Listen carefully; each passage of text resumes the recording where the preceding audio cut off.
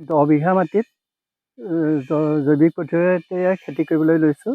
আৰু যিহেতু আজিকালি অনবৰত এটাই শুনো যে ৰাসায়নিক দ্ৰব্যৰে কৰা খেতিৰ পাচলি খাই প্ৰতিজন মানুহে বেমাৰত পৰিছে। আৰু প্ৰত্যেকেই এটাই শব্দ কয় যে এই চব্জিয়ে আমাৰ এতিয়া যিমান বেমাৰৰ হেৰি হৈছে সেইবিলাক হৈছে ৰাসায়নিক দ্ৰব্য দিয়া চব্জি।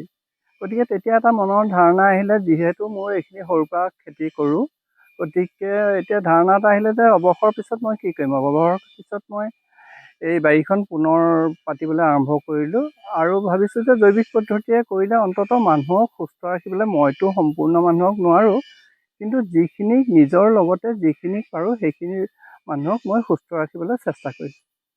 বৰ্তমান আপোনাৰ কি কি শাক পাচলি ইয়াত উপলব্ধ?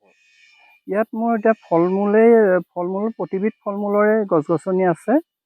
নগা টেঙা, মিৰিকা টেঙা, ৰবাব টেঙা, থেকেৰা, জলফাইৰ পৰা আৰম্ভ কৰি আপেল গছৰ পৰা লেটেকু, পনিয়ল, মধুৰি, নাচপতিৰ পৰা আৰম্ভ কৰি ঠিক তেনেকৈ এতিয়া কোমোৰা, তিতাকেৰেলা, লাও, ভাতকেৰেলা, দাংবডি, ভেন্দি, বেঙেনাৰ পৰা আৰম্ভ কৰি সেইধৰণে চব ধৰণে এতিয়া যিবিলাক পাচলি হয় সেইবিলাক প্ৰতিবিধ পাচলিয়ে বাৰীত আছে।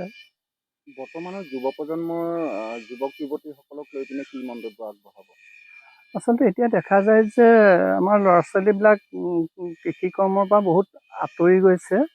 গতিকে আৰু বাহিৰৰ প্ৰতি এটা মনোভাৱ হৈছে, বাহিৰত গৈ চাকৰি কৰাৰ এটা মনোভাৱ হৈছে।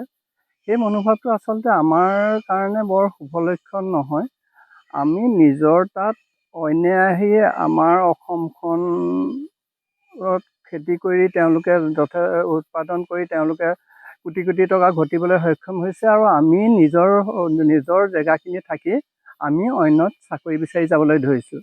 গতিকে মোৰ উঠি অহা প্ৰজন্মৰ প্ৰতি এটা অনুৰোধ, মানে আমাৰ যিখিনি আছে আমি সোণৰ অসম গঢ়িবলৈ হ'লে অকল এজনে নোৱাৰে, আমাৰ প্ৰতিজন যুৱক যুৱতীয়ে ইয়াত মানে সক্ৰিয়ভাৱে অংশগ্ৰহণ কৰিব লাগিব।